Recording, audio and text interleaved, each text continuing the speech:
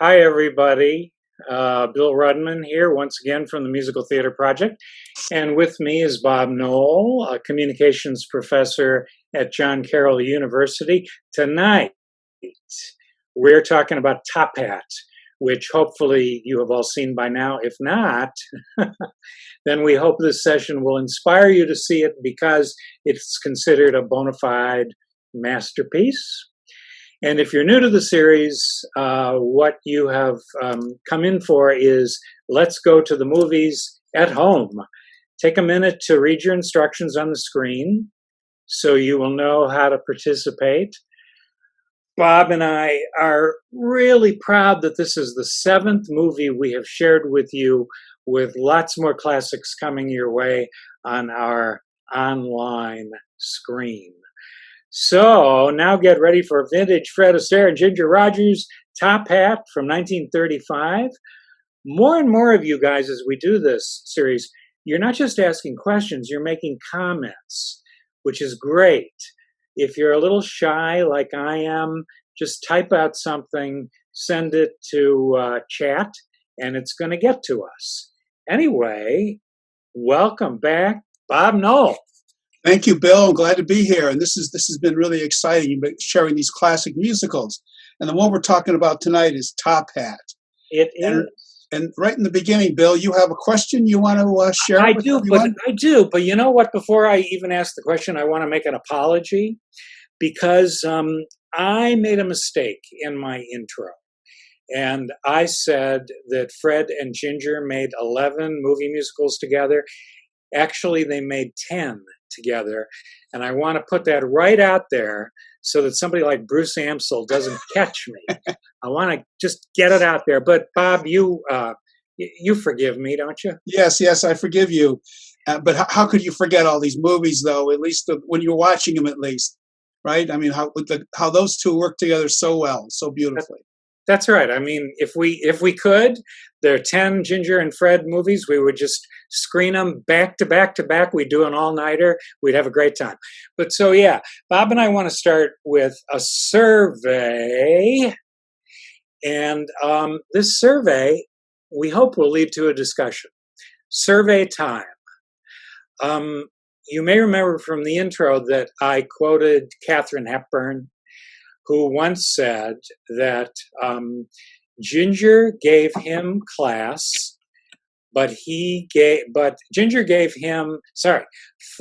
gave her class, but Ginger gave him sex.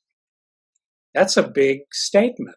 Do you agree or disagree with Katharine Hepburn that Ginger gave him sex, Fred gave her class? Let's vote and see what this looks like.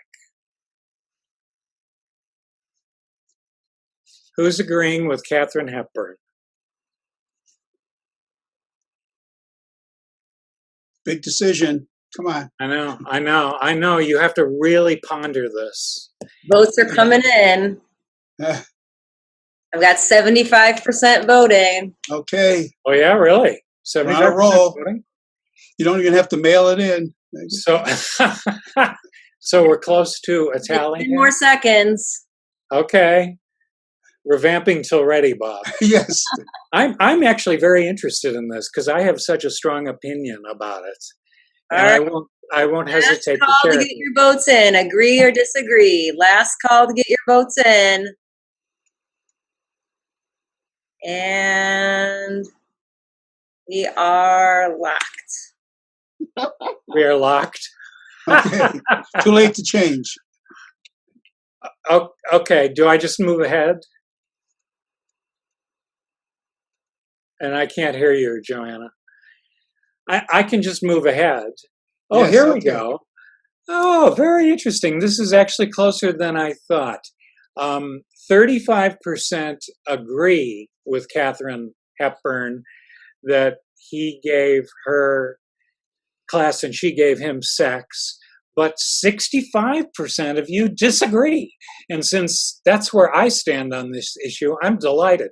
Could we have some of you who disagree with Katharine Hepburn tell us why? Bob, you'll call on them. Yep, I'll call as everybody's somebody, hits the little thing that says the little icon that says raise hand, and we'll call on you. Okay, anybody have a reaction, comments? Somebody, please. Okay. Or we can read your comments on chat. Yeah. Okay. Deborah wants to respond. Deborah Matthews, please. She's going to respond. Deborah. Yes. I strongly disagree. First of all, I adored Ginger. I thought she had all the class. And secondly, I didn't think it was all that sexual. So, I would say that he was smitten, but that it looked like acting. It didn't look like stuff that we would identify as sex today. Okay. Okay. Someone else? Any comments? Deborah, thanks for being with us. This is a far Yes. cry from 1776. Yeah. Okay. Anybody else have some comments or that would like to defend their vote? Anybody? Yeah. Either way. Either way. Okay. Somebody else? It's a question that people have been talking about for years, since these people got together in the mid-30s. Okay. Somebody else? Looks like Wayne. Wayne. Okay, Wayne. Oh, Wayne is back. He was gone 2 weeks ago. Okay, Wayne. What's your response? I think it's simplistic. I just feel like, to me, they're just such a great combination that I feel like they both stand so strongly on their own. I love both Fred Astaire and Ginger Rogers, and I think they both have a lot of sex appeal and a lot of class individually. And then when you put them together, I think they just it's almost like it's even stronger. So yeah, I feel like Katharine who I love Katharine Hepburn, but I do think that comment is a little bit simplistic and a little demeaning of them. Maybe. Here. Yeah. Okay. I go with you, Bob. Where do you stand on? Oh, I go with you both completely too. That is totally simplistic. There's just two very talented people that when they work together, they just gel and they have charisma together. I think that they're just so strong. Like she's a fine actress. Of course, he's a great dancer. But when she's acting with him, there's especially when they dance, there's nothing greater than that when it comes to working together, to being natural. Even though I know they have to work really hard, as Bill has pointed out already in his intro, how what a perfectionist Fred Astaire was, and how Fred Astaire and Hermes Pan, who was the choreographer with Astaire, and of course the director too, who directed 5 of the 10 movies they did together, Mark Sandrich. How they worked so well together, and they were a team. And as Bill pointed out, Fred Astaire was running the show. It's his dances, and he really took it upon himself. But they all worked together so well. Mm-hmm. One of the problems is that she was so busy. That's why Fred was so lucky he had Hermie Pans, his choreographer, who would literally work with him as he's coming out with the routines. And then he'd be the one that would teach Ginger Rogers first how to do the routine, and then she'd meet with Fred. So, but it was quite a group. They all worked well together. Yeah, and I want to just toss in here. We saw 42nd Street a couple months ago, and you saw Ginger play. I love the character's name, Anytime Annie, and we know what that meant. Let's see, she would have been 23 then, and we could see a lot of signs that she was a major talent. But then here we are just 2 years later, and she is absolutely holding her own with Fred, not only in dancing, but in acting. She was a first-rate actor as well. It's kind of interesting that Hermie Pans first met her when he was in the chorus in 1930 on Broadway. So they even go back a long time too. And she stuck out as a talent even on the stage too. So, and of course she really flowed when she was in the movies. Some actors, as you all know, could do it on the stage, but they can't do it in film. But the camera loved her. Oh yeah, that's one of the keys. And Gene, just like Gene. Oh, I didn't mean to interrupt you, Bob. Sorry. No, it's just like it's the Gene Kelly's Fred Astaire's the camera loves too. Both stage actors first, dancers. Yeah. But there's something about the camera and these people. So since I see both Sarah May and Herb Drower on my screen, and we love them both. Yeah, and Herb is waving. Thank you, Herb. Back to you. I have a question for both of you, and I bet you'll both have very interesting answers. When I did the preview, I ran into a quote from Leonard Maltin. And as I said, Leonard Maltin probably knows more about American films than anybody. And I think this quote is so important because for years, people loved the Fred and Ginger films, but they weren't taken all that seriously, except everybody loved the dance routines. But Leonard Maltin is talking about more than the dance routines when he says that these Fred and Ginger films are art of the highest quality. And I would love to know what that means to Sarah May and to Herb Drower, who's with us from Chicago. Sarah, why don't you go first? Okay, I will say, and I listened to your preview like 5 or 6 days ago, but didn't get around to seeing the film until this afternoon. I don't think I'd ever seen Top Hat. I've seen some of the numbers. I didn't love it. I don't know. I think there's so much going on in the world that I want to be thinking about, and it's cool.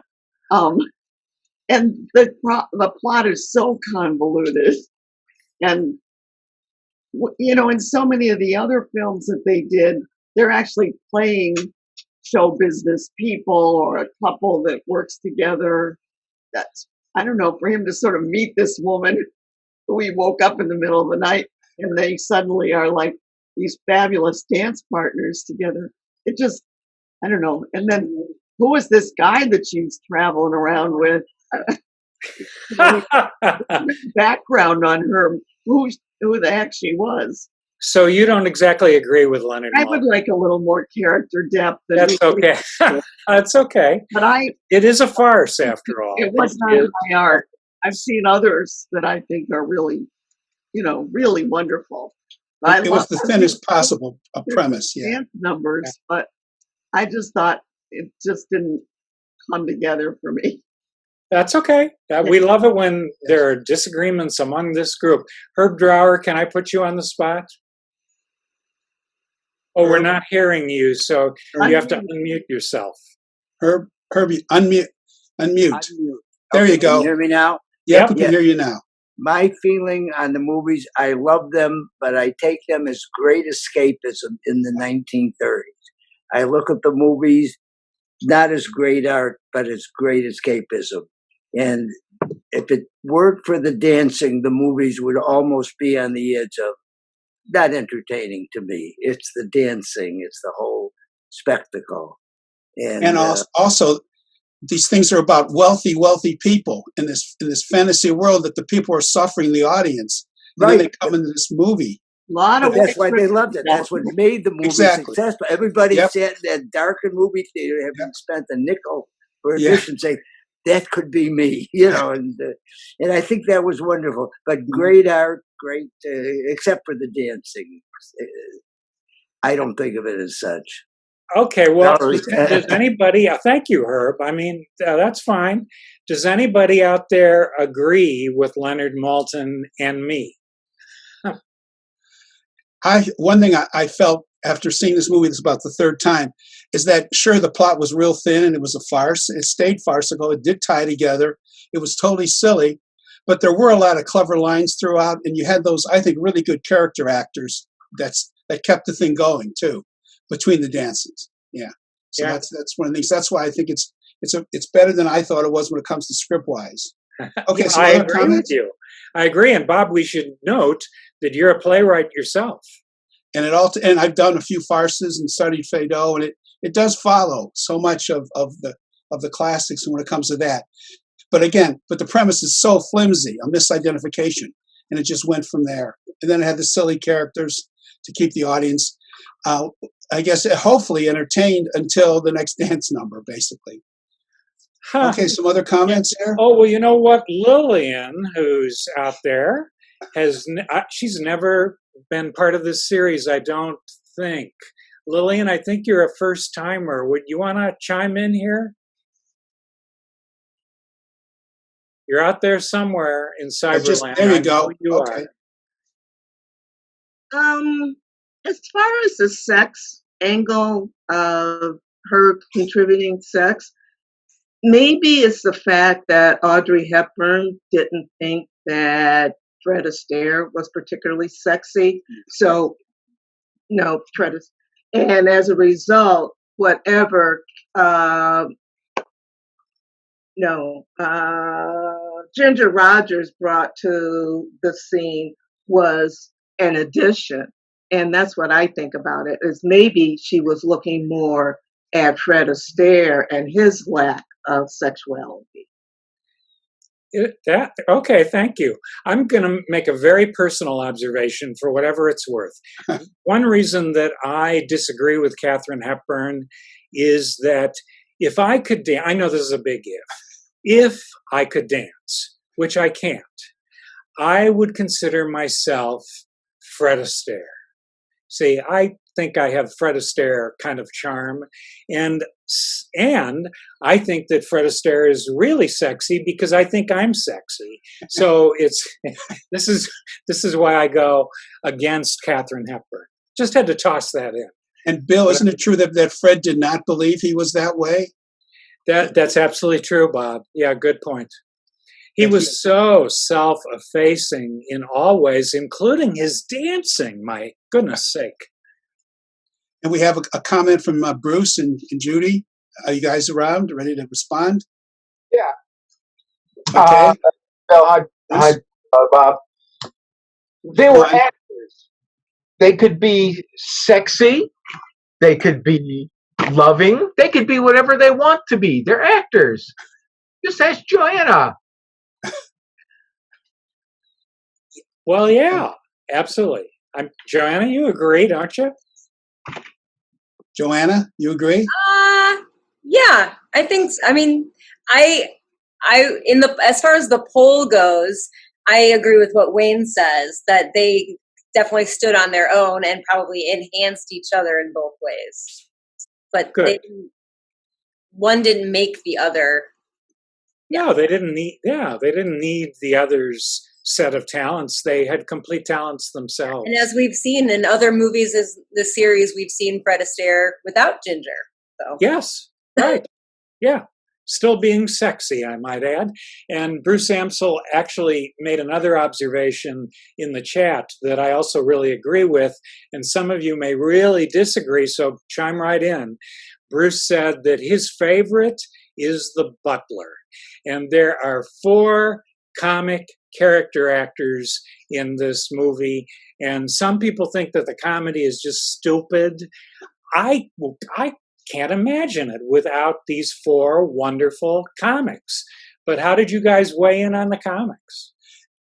Yes, to take, for instance, who played Jerry, Everett Horton, who's been in, of course, Baby Boomers. We know him from Rocky and Bullwinkle's Fractured Fairy Tale as the narrator, among other things. We should say he's Fred's manager. Fred's manager, yeah. I mean, there's a character actor that has been interesting and entertaining throughout the years. Anybody have any comments about him? Anybody? Okay.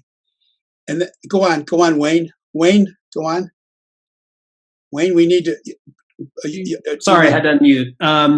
Yeah, I think those supporting characters, and they're in a lot of the other Fred Astaire and Ginger Rogers movies. The same actors playing very similar characters. I think those actors are wonderful. If anything, I just think I'm one of those that feels like this movie, with a failure of the film, is the Featherlight plot and really the idiot plot, which is basically like, if one person had actually said, "A moment of clarity, who are you?" then the whole movie would be over. Right. And which, is to me the hardest thing about the movie to like. But the other thing for me is that the direction of the scenes, the actual acting scenes, the character scenes, was so lacking in pace. I don't really blame any of the actors. I think they're all wonderful, and the music, of course, is wonderful, and the dancing's wonderful. To me, it was just that plot and the direction being so slow. Wayne, let me ask you to theorize a bit. Okay. Actually, I think the pacing is terrific, but that's just me.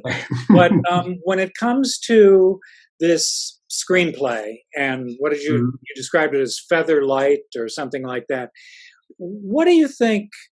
Do you think that tells us anything about Americans in 2020 versus Americans in 1935? Well, I think one of the things that kind of hurts the film in 2020 is that I feel like I've seen so many plots that were very similar, but on television. Things like Love Boat or Three's Company have very similar kind of like mistaken identity, just say who you are kind of things that kind of hurts watching.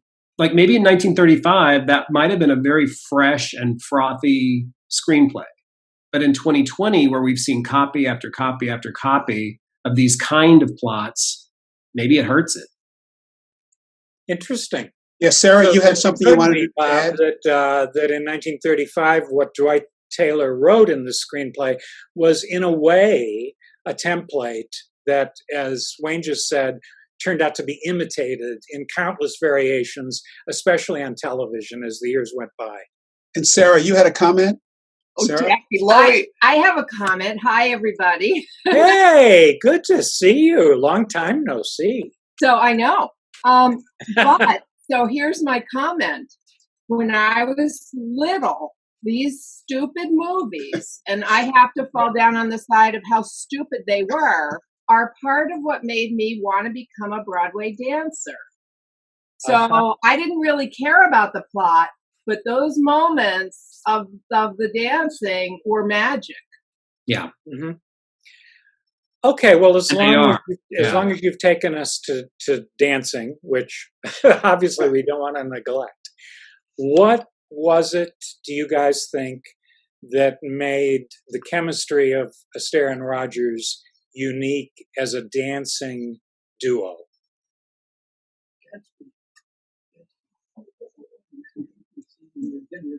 Herbert's got something to say. Herbert, go on.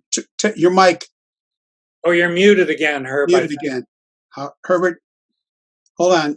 You're muted. Okay. Okay, we still can't. Yeah, you're still muted. Okay, we'll come back to you. I got it. You got it. Okay. I was going to say she did elegantly what she had to do, which is dance backward and in heels. Right. And she did it beautifully. He always had a little bit of style. I thought that she didn't have. I thought he did it so naturally, and that she had to work a little bit harder, but not that much. I just always gave him more credit, and because he was in so many other dance areas for such a long time, and he always held up. It always looked real, which is why I think he wanted to shoot in one shot. He never wanted. Right, he wanted one take, and he wanted head to toe. Yes. Never cut, and it just showed. I love him for that. I've never turned down watching and enjoying a Fred Astaire movie. Ginger, sometimes as good as she was, I felt she worked a little bit harder to make her sane. My thoughts. Okay, some other people. Okay, other people have some comments. Bruce, you had another comment. Bruce? When you're talking about dancing couples, there are just so many. And in the terms of Ginger dancing everything backwards, if you watch the dance, she's only dancing backwards maybe 10% of the time. She's next to him matching him. But I mean, there are lots of couples that dance well together. Gene Kelly and who was in Debbie Reynolds. Gene Kelly and Tom the Mouse. There are lots of dancing couples that did well together. Jerry the Mouse, yeah. Okay. Hey, I see that in the chat there are some more people who agree that the comedians were really good. Sarah May says that she loved the wife, who was played by Helen Broderick in her movie debut. And Marcy says the comedic support made the movie. That and the dancing. Those actors were great. And Paul Holland adds, the wife, that's again Helen Broderick, the wife was priceless, and Bridget Emerson liked her too. Good, because often those comedians don't get their due, in my opinion. Okay, some other questions, or Bill, you have another? Well, I want to go back to the dancing for a minute and just put an idea out there and see if you guys agree or disagree when we talk about the uniqueness of Astaire Rogers. And this was certainly true of Astaire, no matter who he was dancing with. But what most impresses me, and it's why I led off in the preview with the end of the cheek-to-cheek number, is that in just 60 seconds, you can see that they're telling a story. That it's not just about the steps, it's that, there's a beginning, a middle, and an end.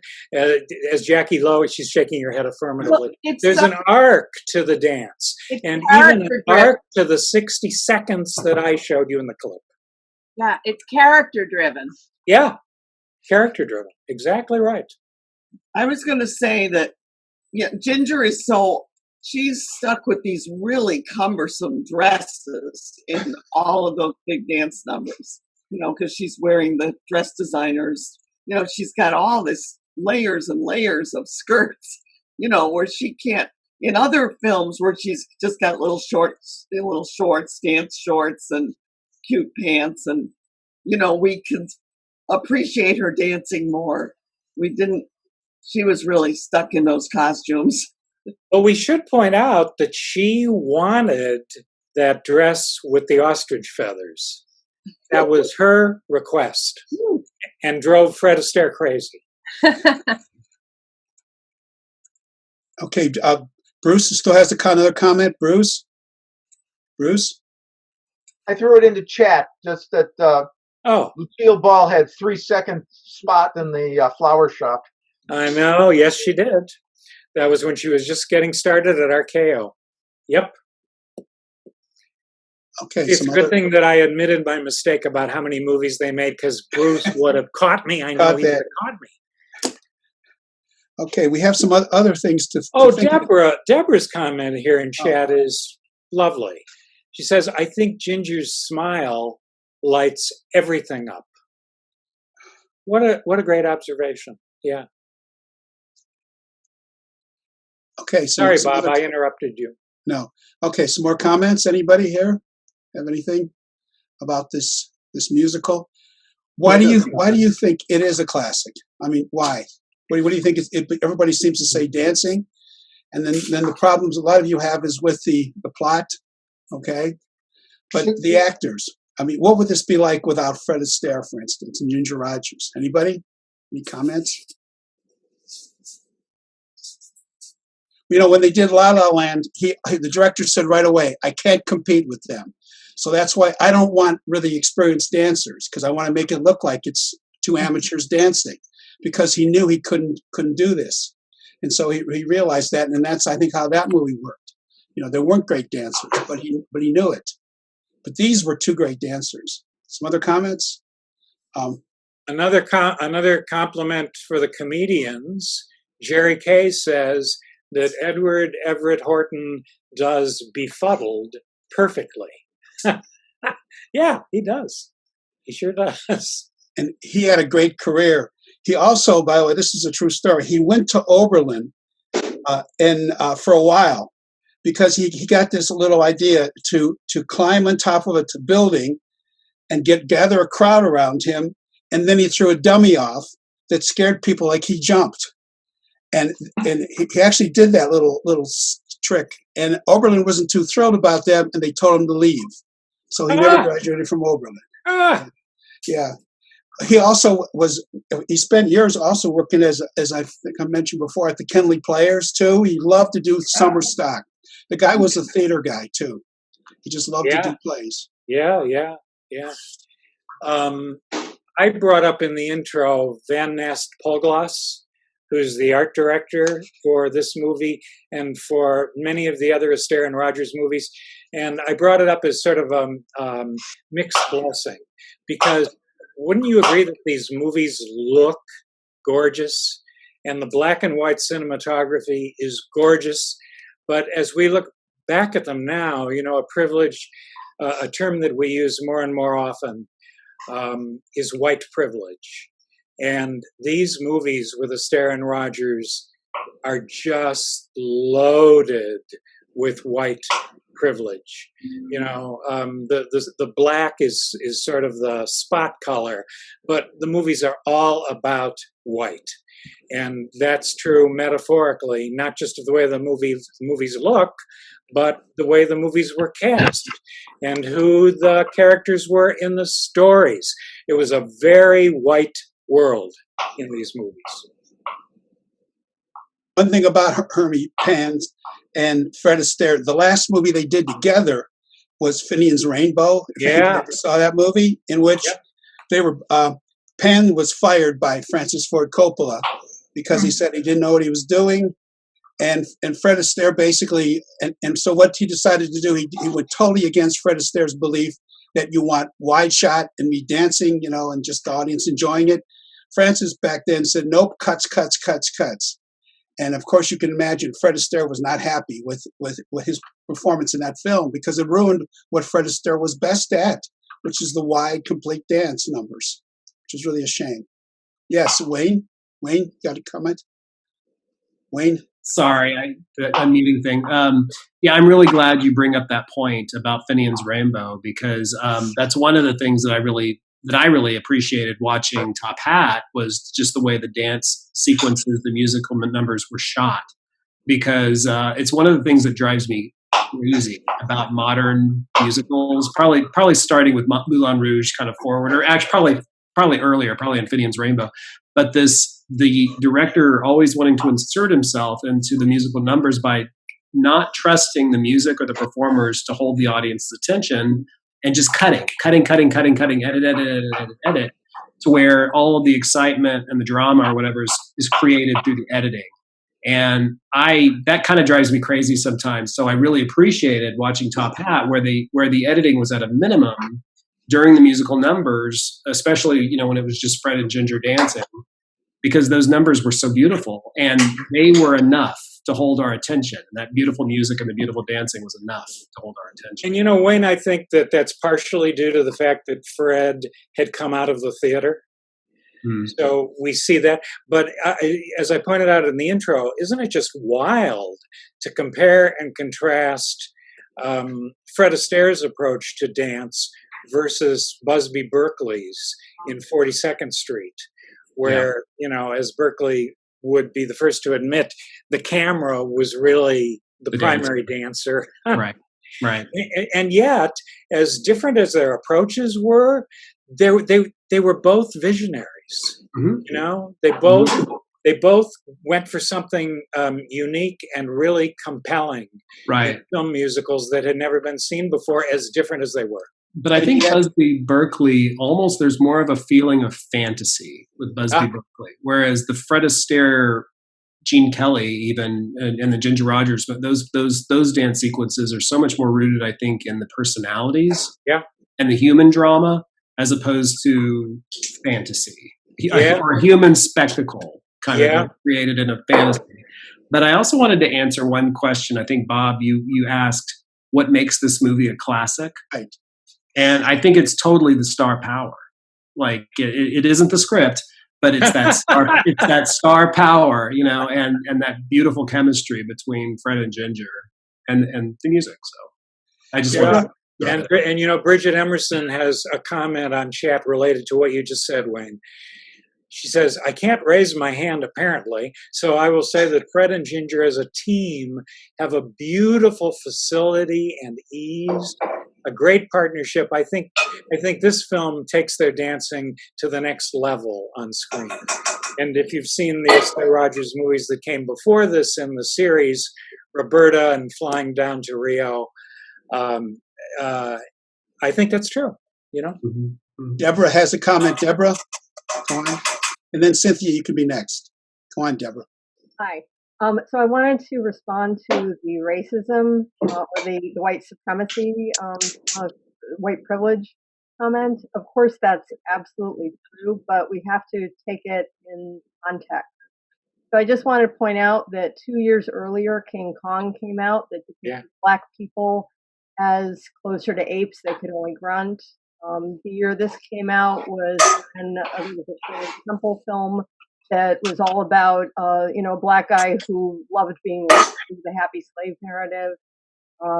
Then Gone with the Wind came out, the book the next year, and this is a time when the Ku Klux Klan is highly popular. This is a time, when, I mean, it's still true now, but segregation was even worse than Jim Crow. The senators from the South were upset that they were trying to put across an anti-lynching bill. They felt they had the right to lynch. Yeah. So, if you consider the context of the time, it isn't to say that this isn't racist. It's that anything that reflects that era, anything made during that time, unless it's going to directly question it, it's going to reflect it.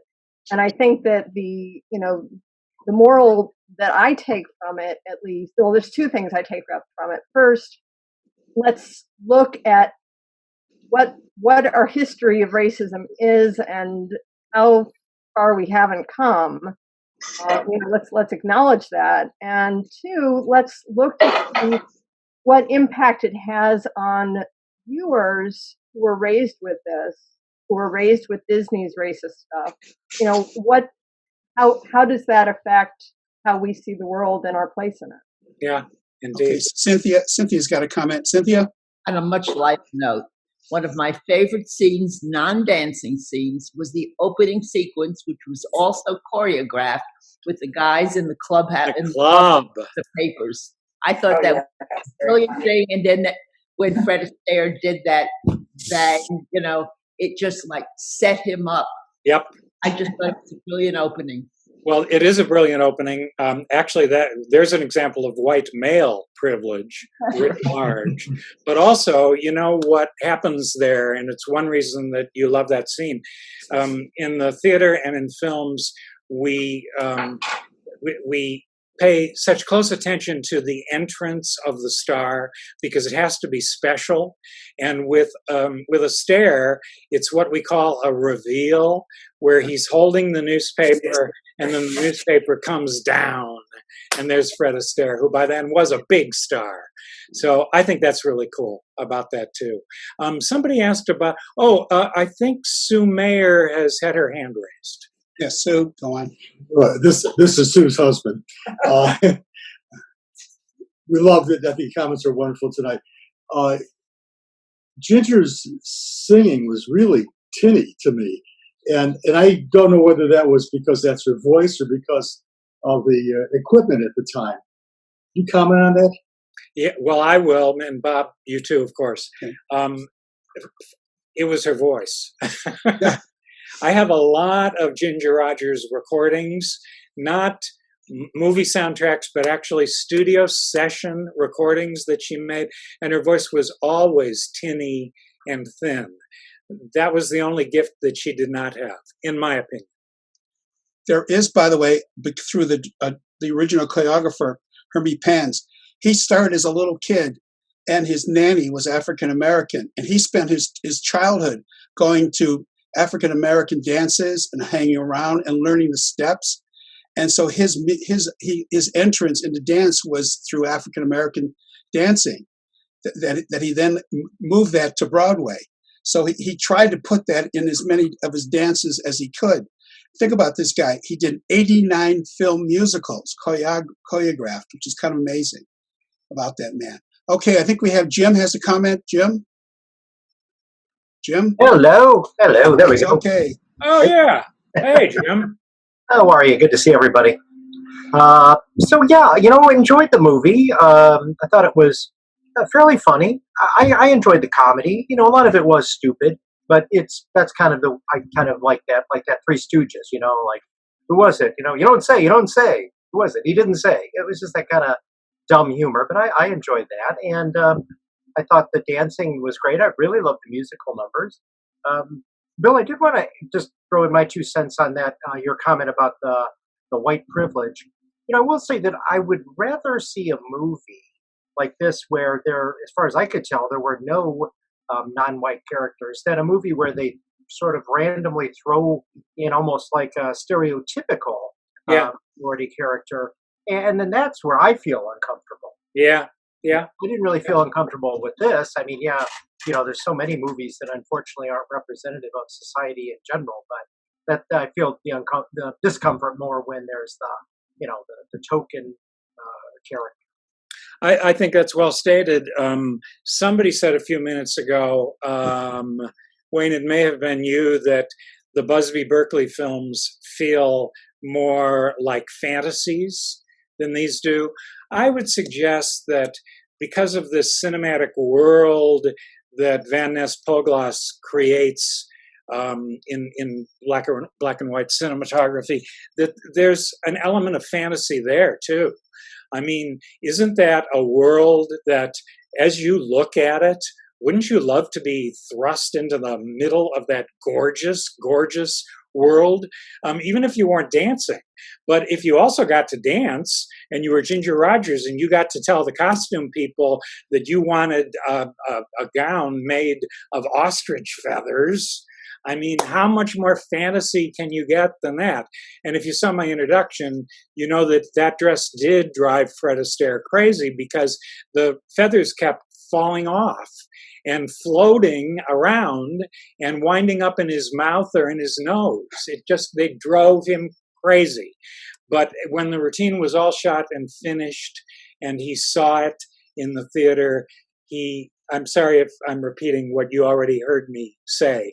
When it was all said and done, in this classic routine, the ostrich feather dress plays a major role. And he actually gave her a gold ostrich feather charm with a card that said, "You were right." And that's what teams are about, right? Artists who really know how to work together and give and take and make it happen. Any other questions we have here? Anybody have anything else they want to add here? Gene, you have something you want to say? Gene? Okay. I guess not. Okay. Deborah's got something. Deborah, go on. Yeah, I was interested in the portrayal of masculinity. Yeah. Just because you have, you have a male fashion designer, and so how does he prove his masculinity? He carries around swords.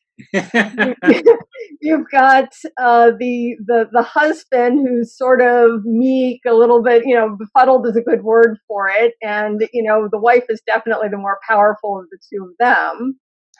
You have Eric Bloor, the butler. The valet, and he comes across as his way of sort of proving his worth. I don't know if it's masculinity per se. I would say he almost comes across as a eunuch. But his way of showing his worth is to to play all these different roles, to masquerade.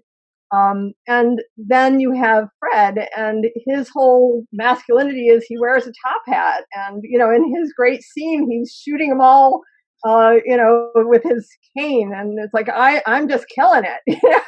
But what sort of view of masculinity does it offer? I thought that was just interesting. Yeah, so Deborah, you need to write a thesis on masculinity and top hats.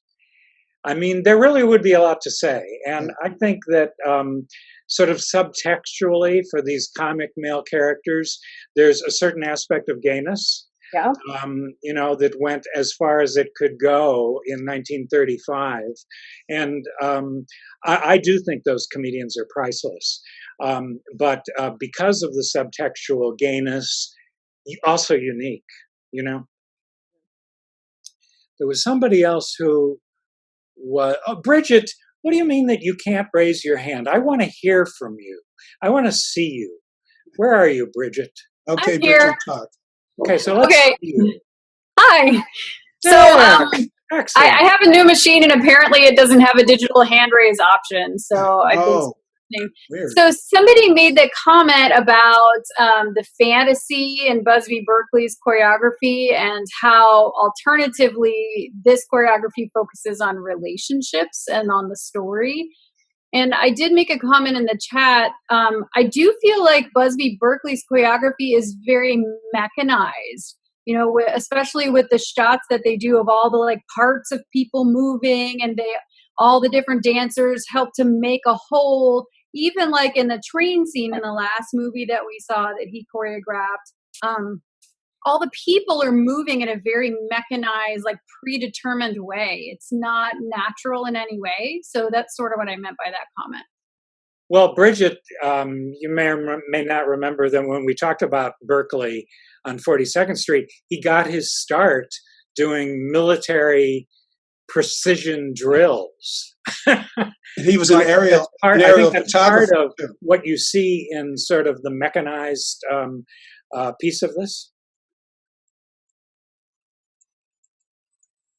It doesn't focus on the people as individuals at all. No. Mm-mm. But if you notice the last number, that Piccolino was a Busby Berkeley number. If you look at it, it was done in one take, and it was all choreographed by Hermie Pan. So he sort of did a sort of a tribute to Bugsy, maybe, if you notice that. Yeah, but you're still seeing head to toe throughout the routine. And so that's also it is still following the Astaire model. And also, how it ends is the way that Hermie Pence talks about. It's always about relationships. Yep, that's how he looked at his dances in comparison to Bugsy and a lot of other people. Yeah. Good. We'll take one more. Okay. Gene, you have a comment? Anything else?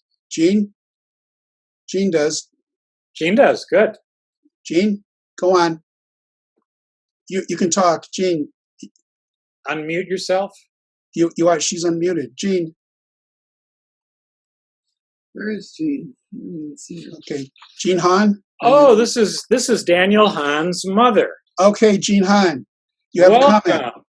Hi. Hi. How are you? Good to have you with us, and thank you for your support. Oh, thank you for your son. This is the first one that he's missed. I know, but he's at Aiden's game, and Aiden got a hit, and they're ahead. Oh, well, that's important. Yeah, I'm listening to you and watching the game on my phone at the same time. Can't do that. Can do both things. I would want to say I really love Top Hat. The dancing was fantastic. And I kind of, I'm on the minor part with the voting because I sort of agreed with Kate Hepburn. So I guess I just don't find Fred Astaire all that sexual, I guess. Okay. I think he's fantastic dancer and everything, but so sorry to disagree with you on that. That's okay. But you know, if Daniel were part of this tonight, I think this must be your influence on him. I think he would agree with you. Oh, I do. And I do, since I want you to know that I'm going to quote him. Since we can't see him tonight, he sent a message. Oh, what did he say? Says, this was Chrissy, that's his wife. This was Chrissy and my favorite film of the whole series. Oh my gosh. She loved the comedy, as did I. I felt the acting was superb. And even though I saw the twist at the end coming, it didn't matter. The dancing is sensational. Fred and Ginger are sublime. The singing is great. The entire film is a treasure. Oh, how about that? Oh, that's great for Daniel with a musical, for sure. I know. I like to think that I brought Daniel to the truth about the greatness of musicals. And I really appreciated. I like your introductions because then Ken and I can see all of the little nuances in the film, and it makes us appreciate them more. Especially the feather dress. I was watching the feathers drop around. Did you see any feathers on the floor? Yes, I did. That was super. That was super. Sarah has a comment. Sarah? You have one final comment? Yeah.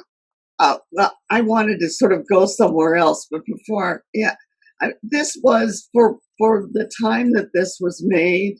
You know, we were really in the midst of the transition from vaudeville, which was just put together, you know, to showcase a lot of musical numbers without plot, to, you know, when we started having musicals that really had depth of character and relationships and backstories. And you know, this was just part of the evolution of the musical theater, and you know, needs to sort of be talked about as right where it falls in the period. I wanted to say before Paul went away how much I appreciated Bill getting us all on board to watch 1776 before 4th of July, because it's such a great companion piece for Hamilton. And I can only assume you all have seen it at least 3 times. The whole world has seen Hamilton 3 times. But it's, you know, there was so much that came up in our conversation about 1776 that really helped enrich. I've seen the Hamilton a couple of times on stage, but you know, it really made me rethink a lot, you know, remember a lot of the stuff that's in 1776. Anyway, it was great that you. Thank you. They were great companion pieces, and that was Joanna's idea, and a really, really good one. Well, I think on that note, we're coming to the final curtain, but first, as usual, 4 things. Here they come. Number 1, please don't forget about the survey for tonight. We are including a link in the chat area. We really feel strongly about these surveys because we want to make these sessions just as wonderful as we can possibly make them. So do fill it out. Just take a couple of minutes to do that. Number 2, we want to say a big thank you to everyone who recently offered support to the Musical Theater Project. I think we kept hammering home the fact that our fiscal year ended on June 30th. And as we begin a new year now at TMTP, we're actively looking for ways to bring first-rate programming to you despite the pandemic. Every dollar raised now ensures that we can continue our programming, which we think is one of a kind. So if you enjoyed this session and the whole Top Hat thing that we did with you, please consider making a donation in any amount that is meaningful to you. Bob Knoll, back to you, because we got to hear about the coming attraction, which will be sent out at the end of this week. Right, Bill. In honor of the fact that baseball season is going to start very soon, we picked Damn Yankees. Gwen Verdon and Tab Hunter star, and this will be the next live stream Q&A, which will be on Friday, February 24th at 7 o'clock. That's 2 weeks from now at 7 o'clock. Damn Yankees. It's really just a fun musical in so many ways. It is that, and the second you said "Damn Yankees," I saw Bridget Emerson's smile. So that's a good, that's a harbinger of things to come in the next couple of weeks. Okay, finally, we always sort of close these shows with a lyric by the songwriter whose musical was represented. And I checked to see, I thought that there was at least one song that Irving Berlin wrote for Top Hat that had been cut. But in fact, everything he wrote was used in the film. But I found a really cool quote from Irving Berlin that's going to lead into one of his other lyrics for an Astaire Rogers movie. And the quote comes from Irving when he was 88 years old, and he was reminiscing about Fred Astaire, writing for Fred Astaire. And he said, "You give Astaire a song and you could forget about it. He knew the song. He sang it the way you wrote it. He didn't change anything. And if he did change anything, he made it better. He might put a different emphasis on the lyric. He'd do the things that you hoped other singers would not do. But he did them and did them so brilliantly. And Berlin adds, once I started writing for the Astaire Rogers films, I was writing dance music. Even the lyrics were about dancing. Consider, cheek to cheek, let's face the music and dance. This was not true of other singers I wrote for. And a classic example of that is the lyric I'm going to quote for you now. It's Change Partners, which is from Carefree, a musical that with Astaire and Rogers that I hope we'll get to because it's interesting. It's about psychoanalysis in 1938. Woo! And this is a great lyric, introduced by Fred Astaire when he's trying to get Ginger back. Must you dance every dance with the same fortunate man? You have danced with him since the music began. Won't you change partners and dance with me? Must you dance quite so close with your lips touching his face? Can't you see I'm longing to be in his place? Won't you change partners and dance with me? Ask him to sit this one out. And while you're alone, I'll tell the waiter to tell him he's wanted on the telephone. You've been locked in his arms ever since heaven knows when. Won't you change partners? And then you may never want to change partners again. On that note, we will call it a night. As some of you guys know, Bob and I and Joanna hang out, and Heidi, we hang out for a while for anybody who just wants to talk about related stuff or unrelated stuff. But this is our formal good night to you on behalf of Fred and Ginger and the wonderful art that they represent. So have a terrific weekend, particularly because the temperature has come down a bit. Good night, everybody.